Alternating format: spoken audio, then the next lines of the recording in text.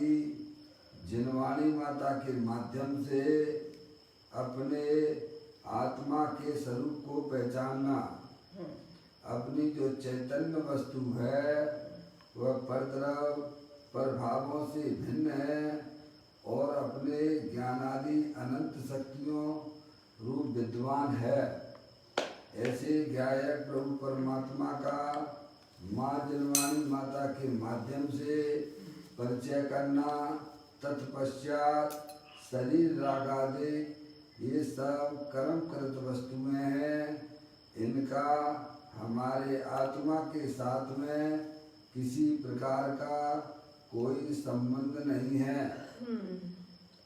इस प्रकार अपने आत्मा के अवलंबन से मोहराग देश रूपी पर्याय का नाश करके सम्यक दर्शन ज्ञान चारित्र रूपी पर्याय प्रकट करके मोक्ष मार्ग में गमन करना, इसी को अरिहंत परमात्मा धर्म कहते हैं। देखिएगा उसकी चर्चा आचार्य भगवंतों ने एक एक गाथा, एक एक कलश और टीका के माध्यम से हमें अपने आत्म स्वरूप को समझाया है। यहाँ नियम सार जी का चौथा अधिकार चलता है, विवाद चारित अधिकार है, जिसमें मुनिराजों के 28 मूल गुणों की चर्चा आई है।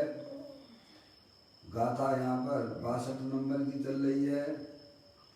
मुनिराजों के वचन समिति की चर्चा है, भाषा समिति की चर्चा है। इसमें पाठ कर लेती है।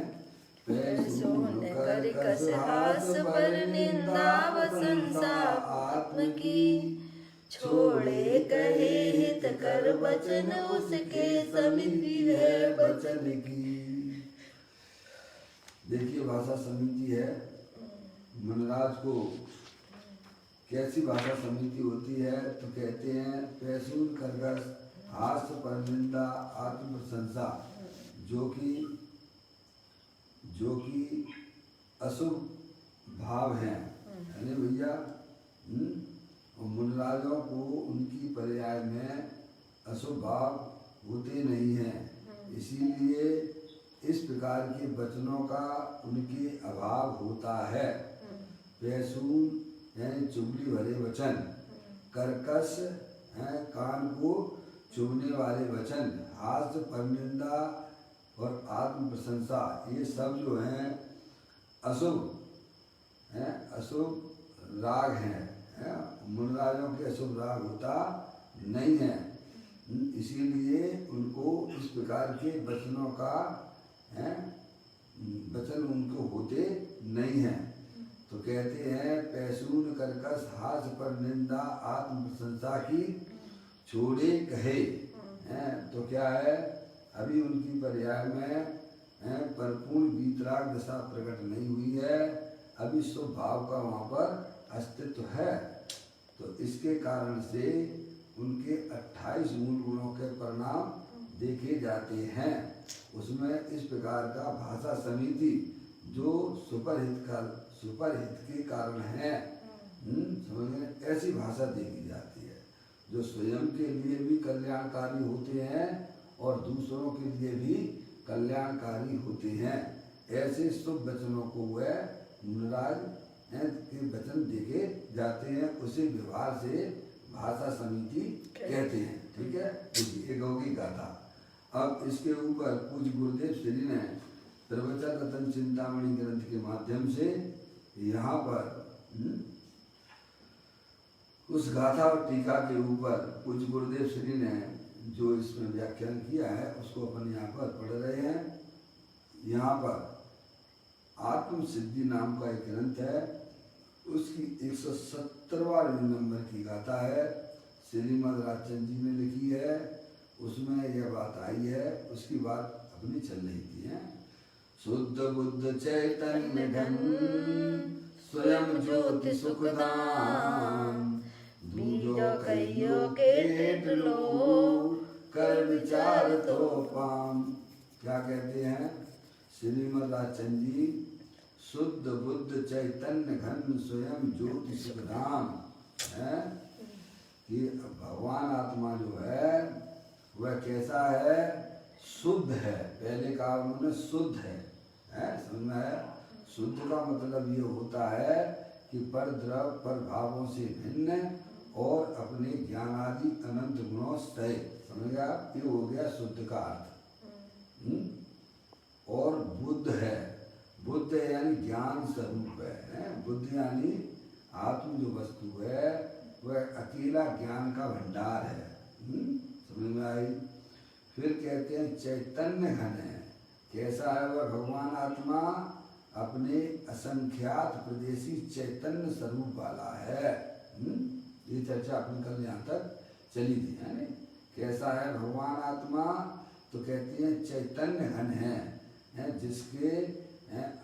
जिसमें परद्रव और पर भावों का प्रवेश नहीं होता है। ऐसा यह भगवान आत्मा देव देवन में विराजमान है, चैतन्य घन है।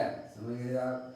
जिस प्रकार से घन के अंदर पर वस्तुओं का प्रवेश नहीं हो सकता है, ऐसा ही अपना चेतनेश्वर भगवान आत्मा असंख्यात प्रदेशी चैतन्य घन है। बराबर? देखो, चैतन्य घन कहकर उसमें असंख्य प्रदेश की बात की है। समझ आप? अपना आत्मा है ना, अनादिकाल से अपने आत्मा के साथ में कार्बन वर्गणाएं हैं कि नहीं है? समझ में आया भैया? और वो राग देश के परिणाम भी हैं संसार अवस्था में, लेकिन वे जो है ना अपने चैतन्य घन भगवान आत्मा के अंदर प्रवेश करते नहीं है। समझ में आ गई भैया? और उसकी दृष्टि जहाँ हो जाती है ऐसे असंख्यात प्रदेशी चेतनेश्वर की, तो उसकी पर्याय में भी है भैया जो द्रव्य के अंदर शक्तियाँ थी उनका प्रभाव पर्याय में होने लग जाता है। समझ में आया भैया? इसीलिए अपने आत्मा के स्वरूप को हमें भली भांति समझ के है भैया उसकी दृष्टि करना चाहिए। हाँ, कैसा है वह भगवान आत्मा? चैतन्य घन है, आत्म असंख्य प्रदेशी है। समझ गए नहीं आप?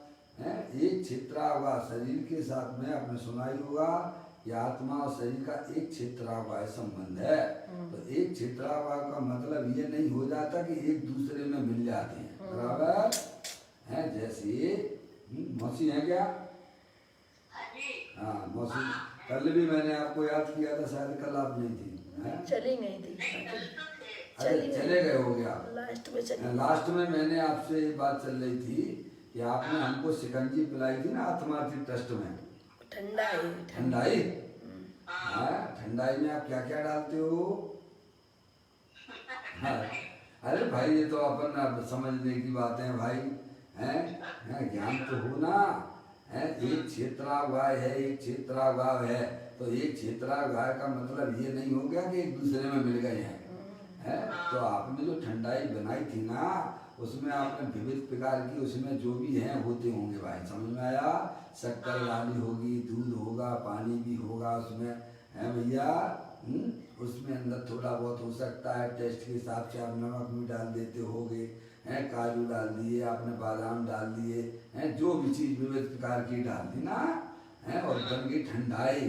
तो ठंडाई में जो चीज़ें उसमें डली हुई हैं तो क्या वे एक दूसरे में मिल गई हैं क्या? नहीं। बस इतनी सी बात है भाई। है? आत्मा के साथ में अनादिकाल से शरीर के परमाणु हैं, अनादिकाल से मोराग देश के परिणाम भी हैं, पर इतनी बात जरूर है कि वे कभी भी उस आत्मा के अंदर प्रवेश करते नहीं हैं। उस ठंडाई में शक्कर अलग बोलती हुई दिखाई देगी, है? काली मिर्ची डाली होगी आपने, बादाम डाले होंगे, विविध प्रकार के उसमें आपने ड्राई फ्रूट डाले हैं, पर वे ड्राई फ्रूट जो हैं कभी भी एक दूसरे में मिलते नहीं हैं।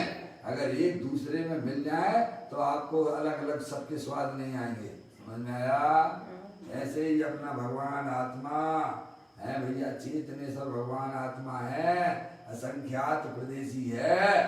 समझ में आया? भले ही शरीर के साथ में रहता हो, है? कार्बन वर्गणा और तेजस वर्गणाएं के साथ में रहता हो अनादिकाल से, पर वे कभी भी आत्मा रूप नहीं होते और आत्मा अनुरूप होता नहीं है। ऐसा ज्ञान करके शरीर रागादि की दृष्टि छोड़कर मैं तो अखंड ज्ञान ज्योति स्वरूप भगवान आत्मा हूँ, इस लाइन पर चले जाओगे, अपने मत शुद्ध ज्ञान को अंदर में भैया प्रभावित कर देना। क्या कहिया भैया? अपने वर्तमान मत शुद्ध ज्ञान को उसमें जो है बस लगा लेना भैया, तो जो द्रव्य के अंदर शक्तियां थी उनका लाभ मिल जाएगा, और कुछ नहीं है भैया। समझ में आया? यही अरिहंत परमात्मा हमको समझाना चाहते हैं। तू अपनी दृष्टि को अंतर में है भैया प्रभावित कर, है भैया, बैरमुख होकर उसको बर्बाद मत कर।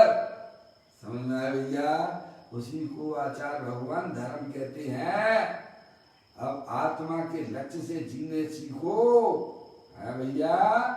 कहते हैं वह भगवान आत्मा चैतन्य घन है, जो कभी मिला नहीं है, मिल सकता नहीं है, ऐसा चेतनेश्वर भगवान आत्मा है तुम, जिसका सेवन अरिहंत परमात्मा करते हैं, जिसका सेवन सिद्ध परमात्मा करते हैं, जिसका सेवन साधु परमेष्ठी करते हैं, जिसका सेवन समस्त सम्यक दृष्टि जीव करते हैं, वो चीज हमारे पास में है। समझ में आया? अपने आप को पहचानो, मैं चेतनेश्वर भगवान आत्मा हूँ, कभी मिला नहीं हूँ और मिलूंगा नहीं। ऐसे अपने आत्मा के प्रति उत्साह है भैया, अपने आत्मा के प्रति पर्याय उछलती हो, है भैया, उसका नाम धर्म है भैया। कहते हैं चैतन्य घन अर्थात आत्मा असंख्य प्रदेशी है।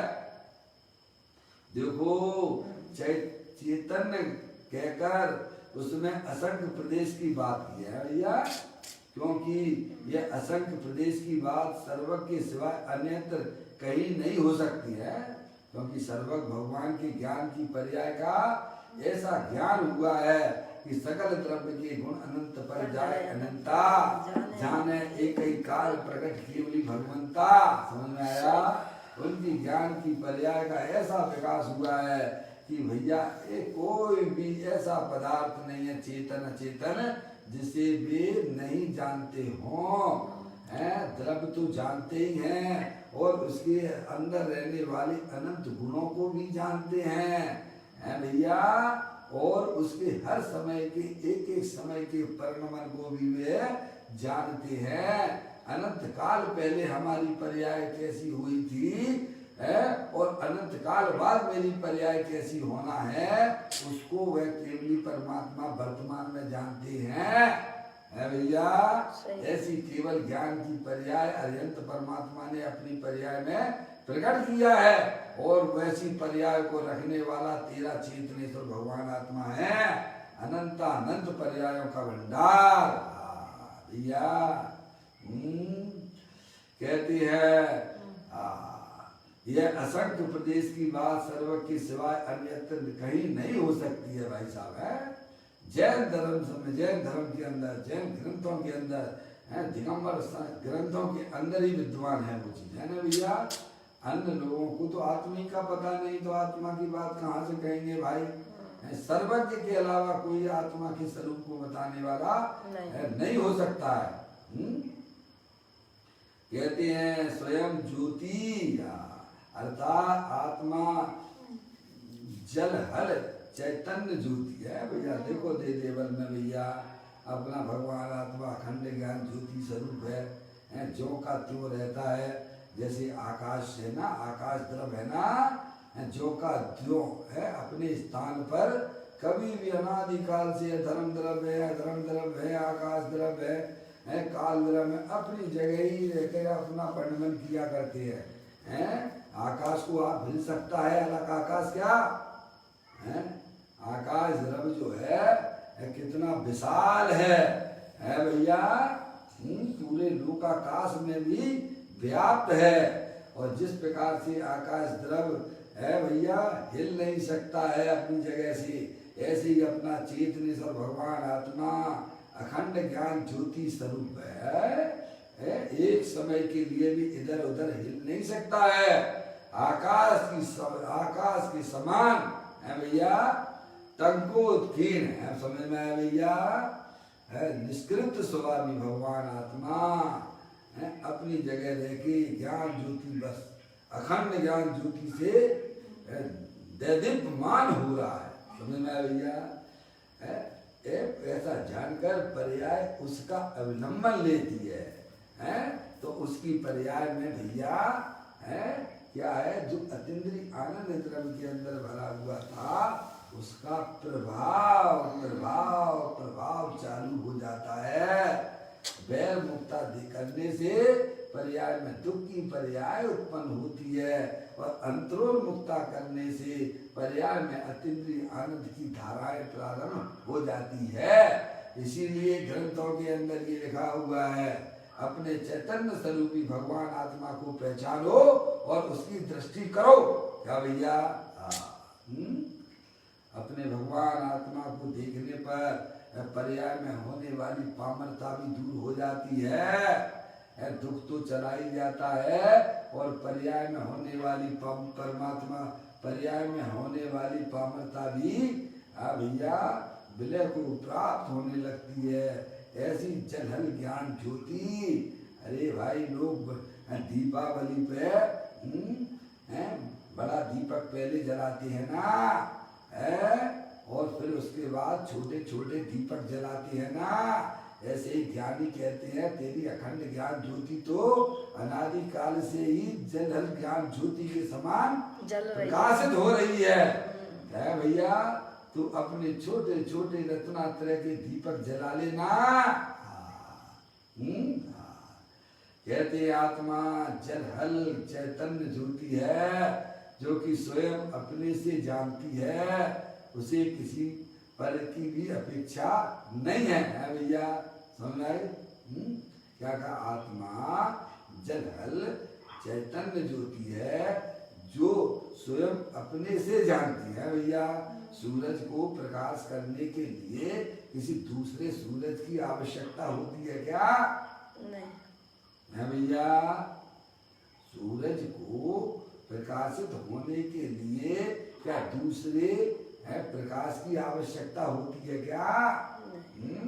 ऐसे ही अपने चैतन्य स्वरूपी है चैतन्य सूरज को भैया प्रकाशित करने के लिए किसी पर की आवश्यकता होती नहीं है। ऐसा चैतन्येश्वर भगवान आत्मा अखंड ज्ञान ज्योति स्वरूप से विद्यमान है। तो अपनी पर्याय का अंधकार दूर करना हो तो उस ज्ञायक के प्रकाश में जाके चला जा भैया। जो स्वयं अपने से जानती है उसे किसी पर भी अपेक्षा नहीं है, पर की अपेक्षा नहीं है भैया। एक और सुख धाम है। कैसा है भगवान आत्मा? सुख धाम। हाँ भैया, आनंद का बना हुआ है, ज्ञान आनंद मूर्ति है। ये तो प्रकृति की तरफ से सबको गिफ्ट है, चेतनेश्वरों को। समझ में आया भैया? भैया इसमें कभी परिवर्तन हो सकता नहीं है। ये तो हमें गिफ्ट मिली है और आनंद रूप गिफ्ट मिली है, और तो भी हम आनंद ना मना, इसकी कमी है भाई साहब? स्वयं है। आप आनंद स्वरूप हो और आनंद मनाना आपका धर्म है। समझ में आया? लेकिन पर सन्मुक्ता होकर आनंद नहीं मनाया जा सकता है, वहां तो दुख की पर्याय आएगी है भैया। समझ में आया? मैंने एक बार जो है सिलवानी में स्वाध्याय हेतु ये बात कही थी, जैनी किसे कहते हैं? सूरज अस्त और जैनी हो मस्त।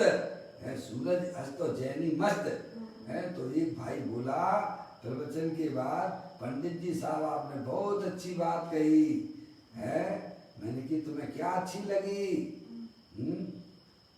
ये राजीव भाई का फोन आ रहा है। जो भाई अजय भाई, अजय भाई, अजय भाई, अजय भाई, अजय जी, राजीव जी को फोन लगा लीजिए, हमारे पे आ रहा है। अरे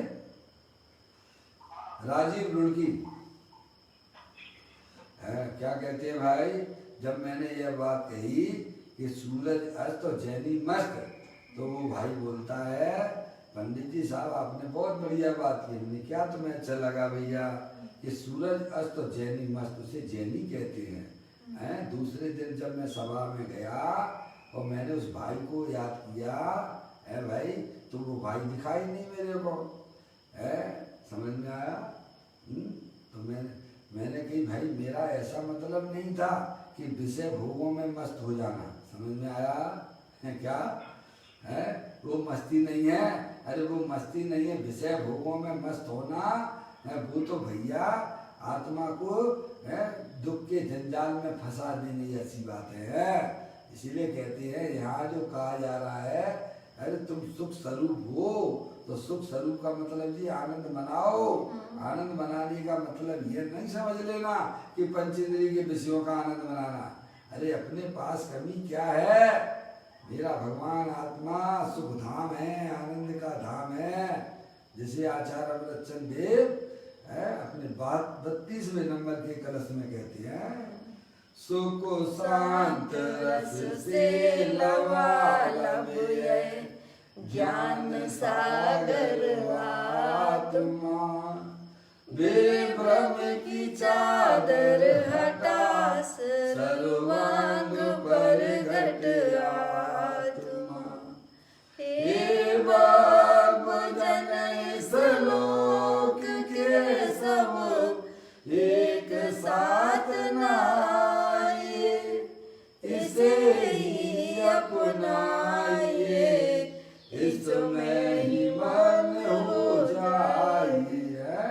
अंतरोन्मुखी उपयोग के द्वारा सुख का धाम, संतोष का धाम, अतीन्द्रिय आनंद प्रभु भगवान आत्मा, उसका तू सेवन कर, उसे तू अपने निज रूप से स्वीकार कर। ये शरीर तो जड़ है, इसे कुछ भी पता नहीं है, ये भाषाएं निकल रही है ना, बस है वो शरीर जानता है कि वो आत्मा जानता है भैया। शरीर तो मुर्दा है और तू अंदर ज्ञानेश्वर भगवान आत्मा है, सुख शांति का भंडार है भाई। उसे अंतरोन्मुखी उपयोग के द्वारा सेवन कर। कहते हैं सुख धाम अर्थात आत्मा अतीन्द्रिय आनंद का क्षेत्र यानी धाम है, उसके एक एक प्रदेश में, संख्यात प्रदेश है ना, उसके एक एक प्रदेश में अनंत अनंत अनंत अनंत आनंद भरा हुआ है भैया। तू उसकी दृष्टि कर, प्रभु तुझमें तो अतीन्द्रिय आनंद पकता है भैया, समझ में आया भैया। ऐसा तू है परंतु राग और कर्म का उदय पके ऐसा तू है ही नहीं है भैया, समझ में आया भैया। राग और परद्रव तेरे आत्म वस्तु के अंदर कभी प्रवेश करते ही नहीं है। समझ, दुख की पर्याय वह है ना, वह दुख की पर्याय ऊपर ऊपर ही है, वह कोई आत्मा के अंदर नहीं है, समझ में आया भैया। ऐसा भीतरा का मार्ग है बाबू, जिसकी गंभीरता का पार नहीं हो है, ऐसा भगवान आत्मा है। ऐसी भगवान की वाणी खेलने पर उसे गर्दन और इंद्र भी स्वीकार करते हैं। बोलो कितने विशिष्ट लोग बैठे हुए हैं, चार ज्ञान के भगवान की सभा लगी हुई है, उसमें गौतम गर्दर जैसे जो अंतर मूर्त में द्वादशांग की रचना करते हैं भाई, ऐसे भगवान की वाणी सुनते हैं, समझ में आया भैया। भावलिंगी संत है भैया, इतने विशिष्ट विशिष्ट लोग भगवान की सभा में बैठे रहते हैं और भगवान की वाणी ऐसे सुनते हैं, बिल्कुल विनय पूर्वक है, उन्हें बिल्कुल भी अहंकार नहीं होता है, भले ही वह द्वादशांग की रचना अंतर्मूर्त में कर देती है। हम तो थोड़ा सा भी ग्रंथ लिखने भैया थोड़ा सा बोलना आ जाए है भैया, तो अपने आप को अहंकार करने लगते हैं, समझ में आया। ये वस्तु स्वरूप बहुत गंभीर है भैया। कहते हैं ऐसा भीतरा का मार्ग है प्रभु जिसकी गंभीरता का पार नहीं है। ऐसी भगवान की वाणी कहने पर उसे गणधर और इंद्र भी स्वीकार करते हैं कि सत्य है प्रभु। तो ये सच्चम अर्थात जिस प्रकार आप आत्मा के अनंत गुणों को सत स्वरूप कहते हो इस प्रकार ही है। समझ में आ भैया? ऐसा देखा देखी है नहीं कहते हैं, अपने पर्याय को आत्मा के सन्मुख करते हुए हाँ कहते हैं। क्या कहते हैं भैया? समझ में आया भैया? जो पर्याय है ना अपने ज्ञायक प्रभु परमात्मा का आश्रय लेकर हाँ करते हैं, वो अनुभव से बोलते हैं। इस प्रकार आप आत्मा के अनंत गुणों को सत स्वरूप कहते हो इस प्रकार ही है प्रभु। इस प्रकार अंतर स्वभाव के स्वीकार पूर्वक गुरुदेव श्री ने लिखा है, अंतर स्वभाव के स्वीकार पूर्वक वे कहते हैं इस तरह जिसे गणधर स्वीकार करे भैया। ऐसे एक अवतारी इंद्र भी सुनने आवे तथा स्वीकार करे वह सर्वज्ञ त्रिलोकी नाथ की बात कैसी होगी प्रभु। यह धर्म कथा अलौकिक है भाई है। हमें भी अपने आत्मा को भैया ऊपर से हाँ नहीं करना है, अंतरोन्मुखी उपयोग के द्वारा उसकी स्वीकृति करना वही वास्तविक स्वीकृति है। समझ में आया भैया? यहाँ कहा है कि सम्यक दृष्टि की और मुनि की, सम्यक दृष्टि की और मुनि की वर्तमान पर्याय में संपूर्ण तत्व ज्ञात हो गया है। भले ही सम्यक दृष्टि है चौथे गुण स्थान वृत्ति है वह भी अपने अनुभव से बोलता है। समझे? अपनी पर्याय को अपने ज्ञायक प्रभु परमात्मा की अवलंबन पूर्वक निकलती है, उसकी बात है। समझ में आया भैया? और मुनराज भी है। मुनराज तो थोड़ा ऊंचे लेवल वाले हैं भाई साहब है। जब सम्यक दृष्टि जीव की ऐसी भाषा हो जाती है तो मुनराज तो भैया कैसे वचन बोलेंगे? हमने आया भैया है। जब सम्यक दृष्टि जीव भी है भैया ऐसे कर्कश वचनों का भी नहीं बोलता है भाई साहब है, चुगली भरे वचन नहीं बोलता जिससे देश में और समाज में घर में झगड़ा हो जाए है भैया। उन चीज़ों से वह बचता है और संपूर्ण रूप से पालन तो मुनराज करते हैं। समझ में आया भैया? ऐसी बात है भैया। सम्यक दृष्टि की और मुनि की वर्तमान पर्याय में संपूर्ण तत्व ज्ञात हो गया है ज्ञात हो गया है मतलब उसकी पर्याय में निरंतर अपना ज्ञायक प्रभु परमात्मा जानने में आता है। जिसने एक आत्मा को जाना उसने अन्य समस्त आत्माओं तथा दूसरे सभी द्रव्य ऐसे है यह जान लिया। कारण कि एक परमाणु में भी जितनी संख्या में आत्मा में गुण कहे हैं उतनी संख्या में गुण हैं। जिसने आत्मा को जाना उसने सबको जान लिया है। हमारे डॉक्टर साहब हैं डॉक्टर साहब स्पेशलिस्ट है, हार्ट स्पेशलिस्ट हैं। एक मनुष्य के है हार्ट का ऑपरेशन किया तो बोलो है सारे मनुष्यों के हार्ट के ऑपरेशन वो कर सकते हैं कि नहीं कर सकते हैं? कर सकते हैं जितना एक कर लिया। अरे बोलो ना डॉक्टर साहब हैं, आप तो हार्ट स्पेशलिस्ट हो ना तो सभी के कर सकते हो ना, एक का कर लिया ना है और सबको जान लिया। ऐसे ही आत्मा ने अपने आत्मा को जाना तो उसने जगत में जितने भी आत्मा हैं चाहे वे बहिरात्मा हो चाहे वे अंतरात्मा हो और चाहे वे परमात्मा हो क्या भैया तो सबको जानता है और यह भी जानता है कि जो अनंत परमाणु है वे परमाणु भी अपनी अनंत शक्तियों को रखने वाले हैं। समझ में आया भैया? ऐसा सम्यक दृष्टि जीव का ज्ञान भी ऐसा ही हो जाता है। जिसने एक आत्मा को जाना उसने अन्य समस्त आत्माओं तथा दूसरे सभी द्रव्य है नहीं समझ में कितनी आत्माएं भैया, कितने जीव हैं इस विश्व में, कितने जीव हैं भैया? अक्षय अनंत राशियां हैं जीव की है भैया।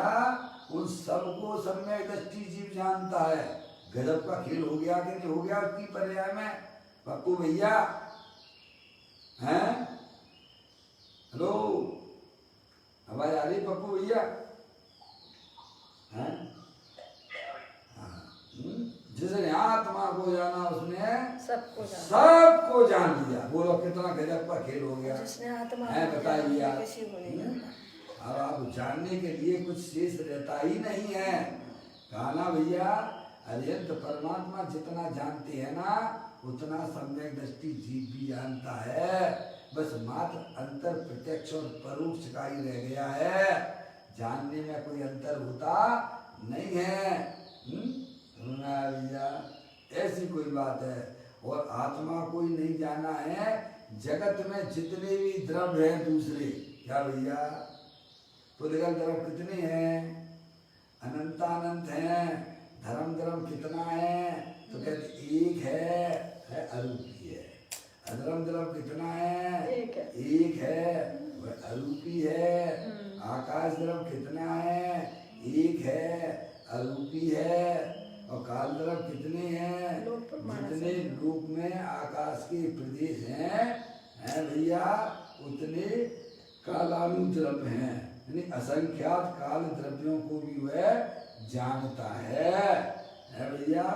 आत्मा को जिसने जाना उसने जगत के समस्त जीवों को जाना और जो परद्रव्य हैं उनको भी वह सम्यक दृष्टि जीव भी जानता है। ऐसा उसकी ज्ञान की पर्याय में भैया ऐसी जानकारी हो जाती है भैया।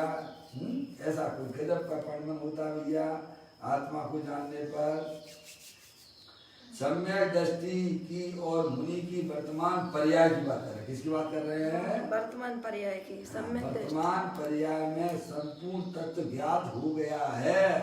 अर्थात जिसने एक आत्मा को जाना उसने अन्य समस्त आत्माओं तथा दूसरे सभी द्रव्य ऐसे हैं ये जान लिया। कारण कि एक परमाणु में भी जितनी संख्या में आत्मा में गुण कहे हैं उतनी संख्या में गुण है। समझ में आया? वह भी अनंत गुणों का भंडार है।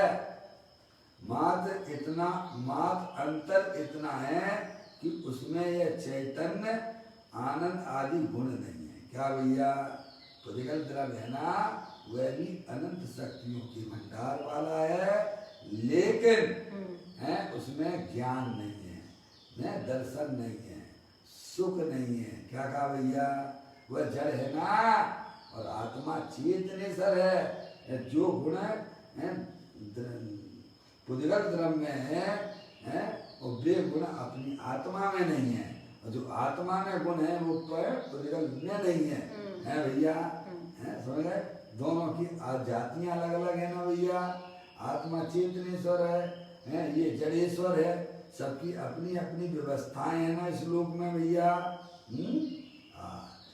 कहते हैं एक परमाणु में भी जितनी संख्या में आत्मा में गुण कहे हैं उतनी संख्या में गुण है।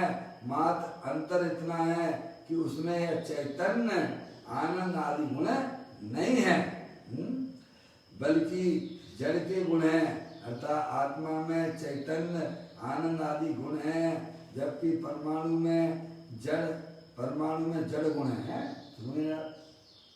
तथापि वह जड़ गुण भी आत्मा के गुणों की संख्या जितनी ही है।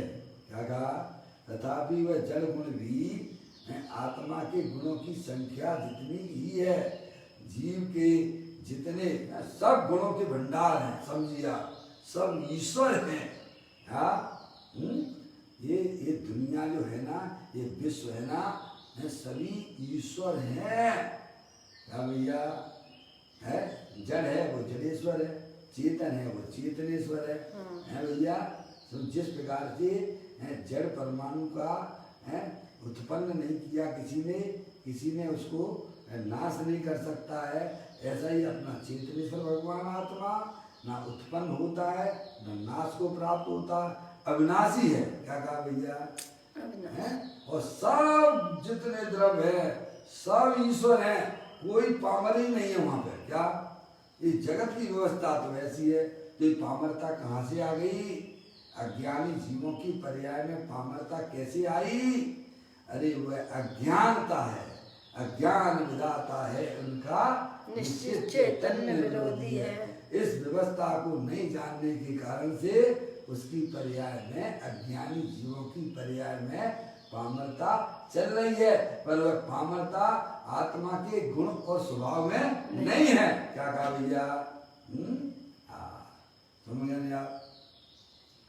निज तत्व का अज्ञान ही बस उदय अज्ञान का, निज तत्व का अश्रद्धा नहीं बस उदय मिथ्यात्व का, अविरमण का सद्भाव ही बस उदय है असंयम का, उपयोग की है कलुषताई कसायों का उदय।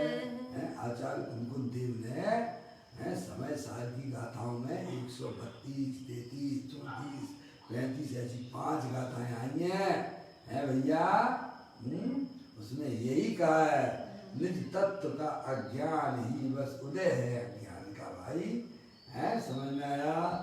प्रत्येक आत्मा ज्ञानेश्वर है, ईश्वर है, अनंत शक्तियों के भंडार वाला है, जड़ है वो जड़ेश्वर है भैया। ऐसी इस विश्व की व्यवस्था है। जब तक ये व्यवस्था हम अपने ज्ञान में व्यवस्थित तरीके से ना जानेंगे तब तक हमारी पर्याय में है भैया पामरता रहेगी, लाचारी रहेगी, दुख रहेगा भैया। अरे जानना तो पड़ेगा ना, रहना तो आत्मा ही बन के है ना। ऐसा तो नहीं है कि जड़ है वो चेतनेश्वर हो जाएगा, चेतन है वो जड़ हो जाएगा। ऐसी कोई व्यवस्था है जगत में क्या? नहीं है। अनादिकाल से हमारे आत्मा के साथ में है भैया शरीर रह रहा है। कार्बन वर्गणाएं रहती हैं, तेजस वर्गणाएं रहती हैं, रह रही है कि नहीं रह रही हैं? तो क्या वह चेतन हो जाएंगी क्या? नहीं। अरे बोलो, भले ही हमारे आत्मा के साथ में तेजस वर्गणाएं रहती हों, कार्बन वर्गणाएं अनादि से रह रही हों, पर वे कभी भी अपने स्वभाव को छोड़कर चेतनेश्वर नहीं होंगी, और चेतनेश्वर भी अपने स्वभाव को छोड़कर कभी जड़ नहीं होगा। ये अनादि अनंत व्यवस्था है। क्या भैया? जो इस व्यवस्था को स्वीकार करता है उसकी पर्याय में निराकुलता की उत्पत्ति हो जाती है। इसको अरिहंत परमात्मा धर्म कहते हैं। भैया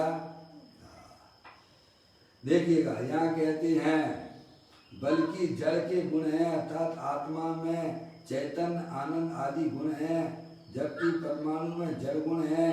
तथापि वह जड़ गुण भी आत्मा के गुणों की संख्या जितने ही हैं, जीव के जितने अर्थात आकाश के प्रदेशों से अनंत गुण हैं, उतने ही गुण परमाणु में हैं।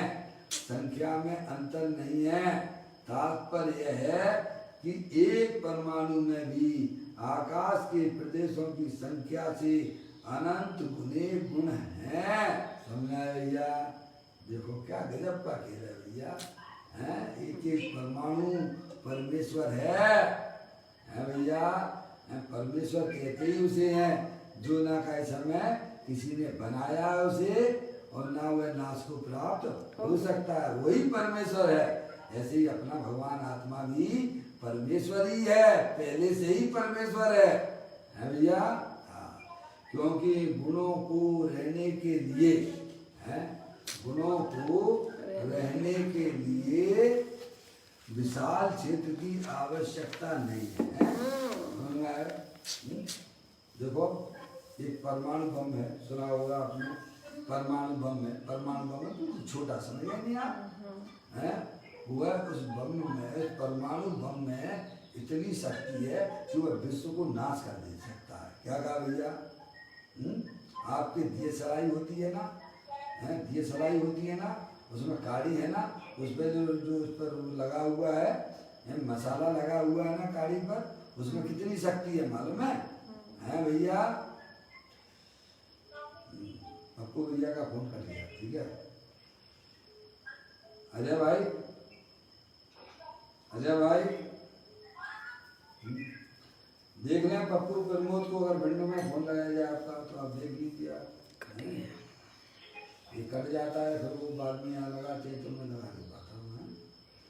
पप्पू प्रमोद भिंड क्या कहते हैं भैया, उस DSLR में एक एक काड़ी के ऊपर जो मसाला लगा हुआ है उसकी शक्ति मालूम कि दिखने में छोटी लगती है पर इतनी है कि वह पूरे विश्व को जलाने की शक्ति रखती है। समझ में आया?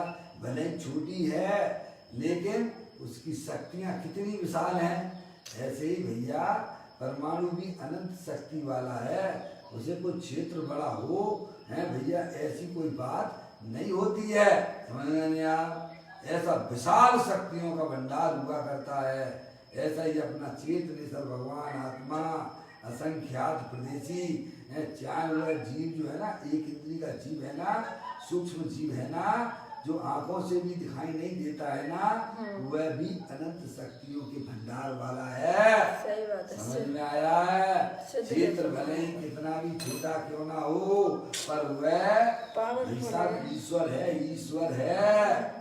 तभी तो निगोजिया के ज्ञान को मंगल स्वरूप का आई बात समझ में भैया।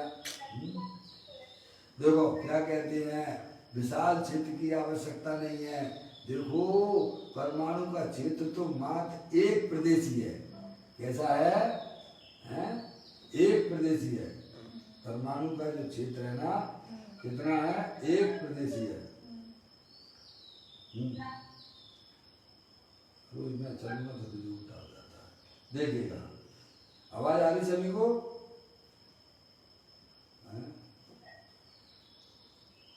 बहनों को आवाज आ रही? मौसी आवाज आ रही है? हाँ बहुत बढ़िया। देखो आकाश का क्षेत्र इसमें अनंत गुना विशाल है। समझे ना आप? तथापि उस आकाश के प्रदेशों की संख्या से एक परमाणु में अनंत गुणे गुण है। समझ में आए? ऐसा वस्तु स्वरूप जिसने अंतर में सम्यक ज्ञान में जान लिया है उसे मुनि और संकृति धर्मी कहते हैं। जो सर्वज्ञ सावध से दूर हैं, जो सर्व सावध से दूर है, जो सर्व सावध से दूर हैं, जो पाप के परिणाम से अंदर में दूर हो गया है। मुनराज है, मुनराज है ना, सब पाप के परिणामों से दूर हो गए हैं।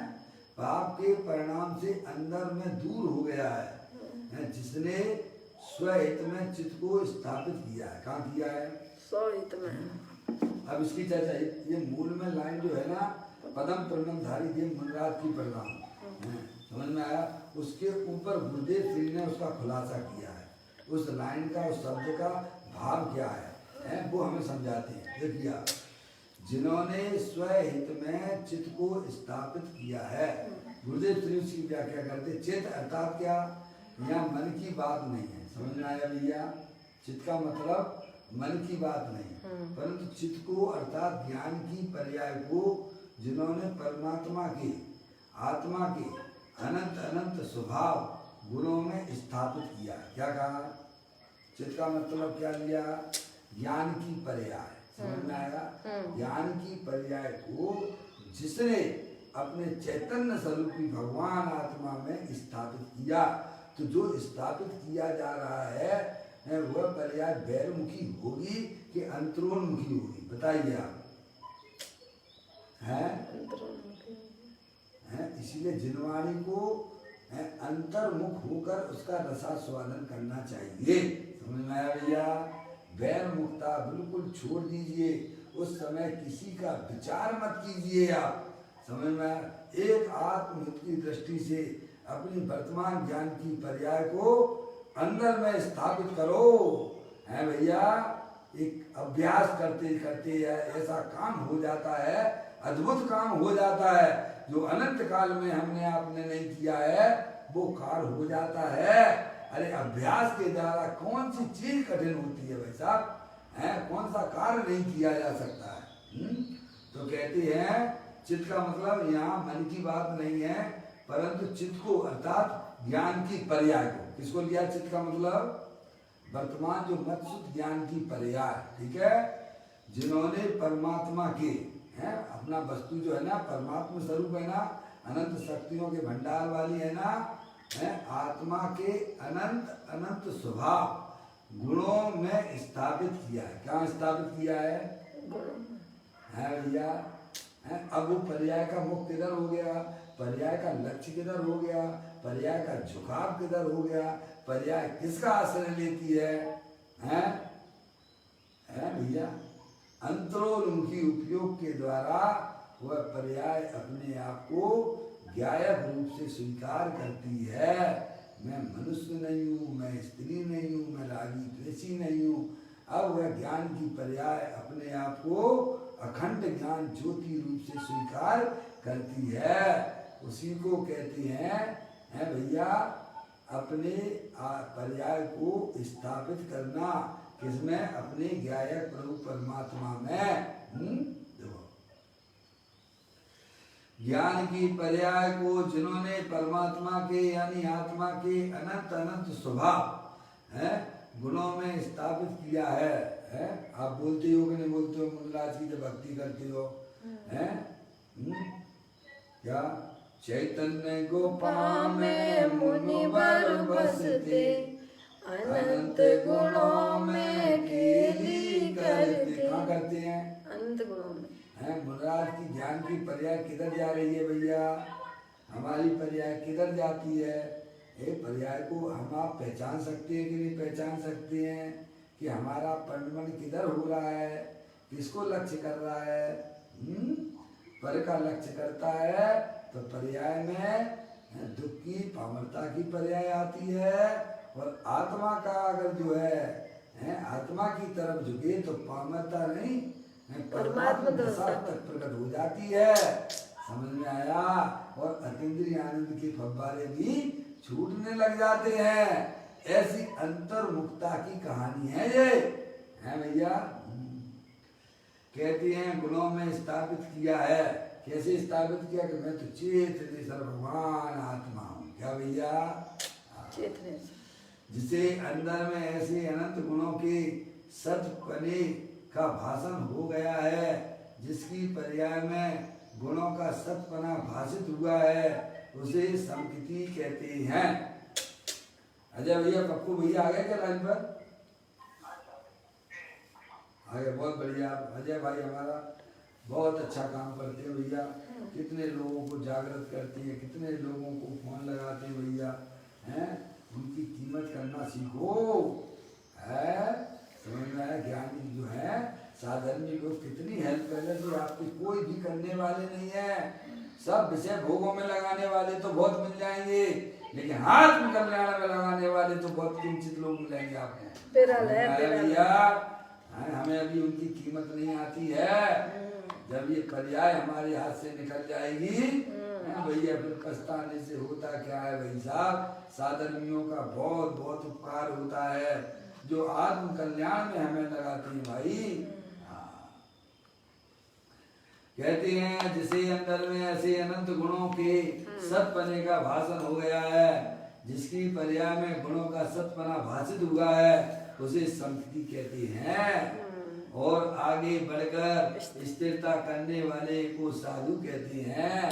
जिन्होंने अपनी पर्याय को अपने ज्ञायक प्रभु परमात्मा में स्थापित किया है, वे सम्यक दृष्टि होते हैं, और वह पर्याय धीरे धीरे धीरे धीरे बढ़ती हुई है और अतीन्द्रिय आनंद अंदर में बढ़ता चला जाता है, तो मुनि अवस्था आ जाती है। और आगे बढ़ती हुई वह केवल ज्ञान में विलय को प्राप्त हो जाती है।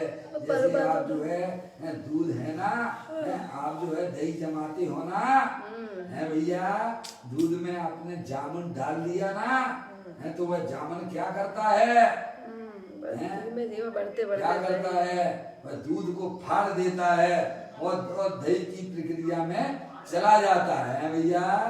ऐसे ही जिसने अपनी पर्याय में सम्यक भेद ज्ञान उत्पन्न किया है, वह पर्याय धीरे धीरे बढ़ती हुई है सम्यक दर्शन तो होगा ही, और वह पर्याय धीरे धीरे आत्मोन्नति करती हुई है भैया, मुनराज की अवस्था में बढ़ती हुई केवल ज्ञान को प्राप्त कर लेती है। ऐसा कोई अंतरोन्मुखी होने वाला कोई काल है जो हमने कभी भी अनादिकाल से अनंत काल हो गया है, कभी भी अपनी पर्याय को अपने ज्ञायक रूप परमात्मा में स्थापित नहीं किया है। इसीलिए पर्याय में दुख चल रहा है, और पर्याय में जहाँ दुख चलता है वह संसार हुआ करता है भैया। अब मैं संसार में रहना नहीं है। इसीलिए अपने आत्मा के स्वरूप को पहचानो। अपना जो आत्मा है अनंत शक्तियों के भंडार वाला है। ऐसा अंतरोन्मुखी उपयोग के द्वारा उसे स्वीकार करना कि मैं मनुष्य नहीं हूँ, मैं स्त्री नहीं हूँ, मैं तो अखंड ज्ञान ज्योति स्वरूप भगवान आत्मा हूँ। ऐसे जहाँ पर्याय ने द्रव्य में पर्याय जब स्थापित हो जाती है, अर्थात जब यह पर्याय अपने ज्ञायक प्रभु से संबंध जोड़ती है, तब उस पर्याय में भाई साहब वह निराकुरता की उत्पत्ति प्रारंभ हो जाती है। जब तक ऐसा कार्य नहीं होता है तब तक निरंतर जिनवाणी को अंतरोन्मुखी से सुनते रहना। क्या कहा भैया है? मैं आपको जो ध्यान करवाता हूँ, मेडिटेशन कराता हूँ, वो इसी का ही नाम है। बारंबार करत करत वह अभ्यास से जड़मत होत सुजान, रस्सी आवत व्यास से सिर पर पड़े निशान है भैया। तो कहते हैं, देखिएगा, कहते हैं उसे संकृति कहते हैं, और आगे बढ़कर स्थिरता करने वाले को साधु कहते हैं। उनकी पर्याय में इतनी स्थिरता हो जाती है, इतना आनंद प्रकट हो जाता है कि अब वह पर्याय है भैया कहीं भी भाग नहीं पाती है भैया। ऐसा उनका उपयोग मुनराज का हुआ है। जितने अब देखिए आप, अब ये चर्चा अपनी थोड़ी आगे बढ़ पाएगी, क्योंकि समय के हिसाब से मैं यहीं पर विराम देता हूँ। कल अपनी इसी चर्चा को आगे बढ़ाएंगे। अभी समय यहाँ पर हो गया। निज निधि निज में बताए